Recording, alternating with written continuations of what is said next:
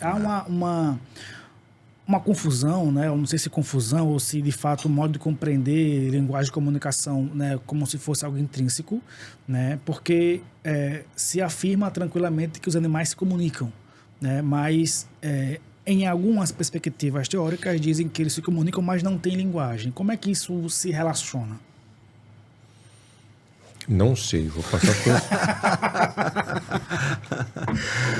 Bom, assim, naquela compreensão que eu comentava no início aqui de uma compreensão mentalista, né, do significado, referencialista mentalista, né, signo, mente, né, e coisa, né? Então esse circuito, né, esse triângulo afetado de um mundo afetando, produzindo signo retomando elementos conceituais mentais que você aplica em situações, esse movimento todo. E essa compreensão moderna, subjetiva, né? Ou seja, o elemento importante, conceitualmente cria uma noção muito anti-intuitiva de linguagem, que é exatamente a possibilidade de existir linguagem sem existir comunicação. Então, o que que é uma discussão crítica a respeito de uma possível linguagem privada, ou seja, uma linguagem que prescinda da comunicação. Isso para pensar um lado. Depois eu entro na sua pergunta mais dos animais, que é também um problema, um nó, né? Mas assim, isso significa o quê? A ideia de que você poderia, pensando em coisas privadas suas, ou seja, exclusivamente privadas suas, você produzir uma linguagem que você se refira e só você saiba que você se refere a esse tipo de sensação ou elemento privado seu, entendeu? E que isso prescinda de comunicar com outras pessoas, entendeu? Então, eu tenho uma sensação qualquer, posso pensar assim, isso é pensado também nessa dimensão mental, psicológica, né? Então, se você tem uma dor, por exemplo, e você quer dar um outro significado, um outro nome, um outro termo, e, portanto, a dor que você tem, você coloca uma sensação qualquer. Do ponto de vista teórico, se a dor é um fenômeno privado, que só você tem acesso, que o outro não tem um acesso indireto, vamos dizer assim, né? E que, portanto, na tua experiência, você pode dizer a frase que você, na sua linguagem, você produziu, só você vai saber e você não precisa comunicar e cumprir o papel da linguagem. O signo que se mediou por um conceito chegando a um determinado objeto. Só que isso feito num circuito interior, digamos assim. Esse é um problema, isso é totalmente anti-intuitivo do ponto de vista prático, do ponto de vista do que a gente entende a linguagem, é comunicação, é inter-relações que se estabelecem, ela tem dimensões atuantes que a gente se envolve nisso, né? Então, esse é um problema conceitual que é justo. Então, se a gente pensa, aí volta à base teórica, né?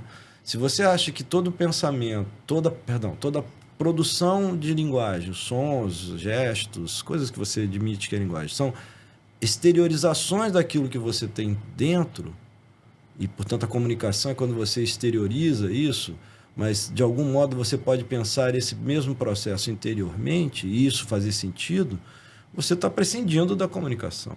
Isso como eu falei,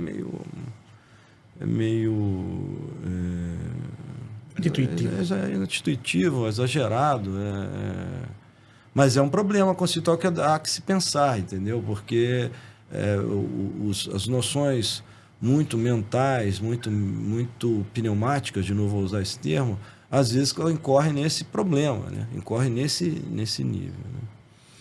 Do ponto de vista, agora voltando à coisa dos animais, tem que ver também se a gente não atua desse modo que a gente entende a linguagem, como eu estava tentando descrever aqui, para os animais também. E aí dizer que os animais não têm linguagem. Sim.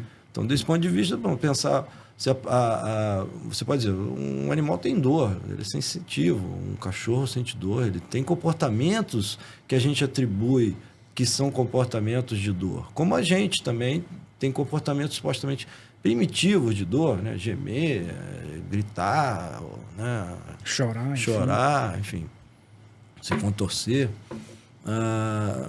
Mas, bom, se você entende que tem um fenômeno interno acontecendo lá que produz o sentido daquela ação, fica difícil, às vezes, de você pensar isso para os animais, né? Porque você também... a gente faz isso, quando há essa noção, a gente, quando tem esse problema das outras mentes, no fundo, você atribui às outras mentes, ou as mesmas sensações que você tem normalmente, a outras mentes.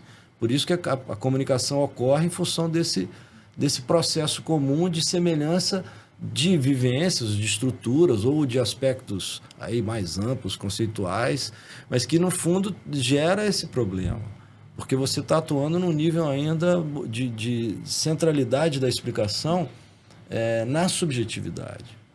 Então, atribuir isso aos animais eu acho extravagante demais também, porque a gente está aplicando um determinado conceito que tem problemas e é muito restritivo conceitualmente aos animais. Então, do ponto de vista conceitual e teórico, é muito difícil da gente, vamos dizer assim, pensar a linguagem dos animais, se é que existe, sem pensar a partir dos padrões que a gente tem de linguagem humana. E isso para mim tem um vazio conceitual aí muito difícil de se provar. Tem muitos autores da filosofia, até o professor, mesmo da fenomenologia, o professor Robson, até na palestra estava comentando disso, mas muitos primatólogos, pessoas da neurociência também, estudando aspectos vamos dizer assim, seres pré-linguísticos ou que pareçam ter um desenvolvimento cognitivo semelhante. Então, por exemplo, no caso de bebês pré-linguísticos, determinados primatas, né? Ou seja, construindo determinadas explicações, aí entra em termos mais evolutivos, né? De filogênese, ontogênese e tal, mas que... no fundo, é muito difícil de atribuir aquilo que a gente chama de linguagem, num sentido muito, vamos dizer assim, amplo, a determinados animais. Eu acho muito difícil isso, né? Tem problemas de comprovação científico-metodológica. Então, a gente vai trabalhando. Tem muitos desenvolvimentos e muitas coisas que vão, vamos dizer assim, do ponto de vista do conhecimento científico, construindo compreensões que os filósofos, às vezes, se debruçam para pensar nisso, né? Então, se você pensar que toda a linguagem é desenvolvida dentro de um quadro de uma espécie, assim, do que a gente conhece, e que, portanto, está associado, pelo menos, numa forma de vida muito geral, e que, ou melhor dizendo, geral no sentido de compreensão geral, mas é de uma espécie isolada. Aplicar características dessa a outras é possível, mas vai ter, ainda acho que está muito iniciante, e por vezes numa hipótese que não se sabe efetivamente para produção clara daquilo que é significativo para um animal, né? Mesmo os animais domesticados, a gente pode pensar isso causalmente, ou seja, para um processo de estímulo-resposta, só se você admitir que ali, como é possível, o significado atua ali, que é uma explicação possível também, né? Ou seja, tem problemas de pensar em intencionalidade, como é que isso, do ponto de vista físico, de uma afetação física causalmente percebida como afetação neuronal, cerebral, nas fibras lá do seu cérebro, num espaço específico, produz o tal do pensamento, do sentido, né? Comportamento. Se é só comportamento, né? Se é só causal isso, né? Que é difícil de explicar também, né? Mesmo as mais otimistas ainda tem problemas. A causalidade não é uma explicação tão boa para determinados elementos da linguagem, né? A linguagem tem coisas muito mais complexas e difíceis de explicar em termos causais, que é exatamente, muitas vezes, essa dimensão causal, né? Então, você pode pensar até, não há pensamento, não há vida mental sem cérebro. Isso é uma questão. Então, você tem a base física que vamos dizer, pode causar o que é o sentido, causar o que é mental, causar o significado. Só que isso é uma hipótese que é muito difícil de comprovar, sobretudo que envolve, para mim, o significado. O problema do significado envolve outras coisas não reduzíveis à dimensão causal. Se você pensar o contrário, como é que é a causalidade reversa? Existe isso? Eu penso do mental para o físico. O mental causa o físico. Isso até que ponto isso não é mágico? Até que ponto... Ou como é que a gente pode entender isso, né? Acho que não se explica. E o pensamento, de um ponto de vista, atua no mundo, faz coisas, né? Assim, mas será que a explicação é causal, né? Enfim, só para dimensionar um pouco como eu penso esse problema, entendeu? A dimensão da comunicação, para mim, é um elemento fundamental que envolve aspectos pragmáticos e que da ação, e aí de uma espécie... Isso é uma discussão difícil também, né? Ou seja, se uma forma de vida específica produz um tipo específico sempre de linguagem, né? Isso é uma discussão mais complicada, eu diria. Ou se existe uma forma de vida só humana. Então, acho que há problemas com relação a isso. Mas, no fundo, acho que a visão crítica é exatamente de perceber que nossos esquemas de explicação muitas vezes estão associados às maneiras como a nossa espécie produziu explicação. Muitas vezes pensar noutra espécie, né? Não é a espécie que está falando, é a gente que está falando pela espécie. O Wittgenstein, que é um filósofo, tem uma frase famosa que às vezes baliza muito essa discussão. Ele em determinado momento que ele está discutindo filosofia da psicologia, filosofia da mente, ele diz assim: se um leão pudesse falar, nós não o entenderíamos, né?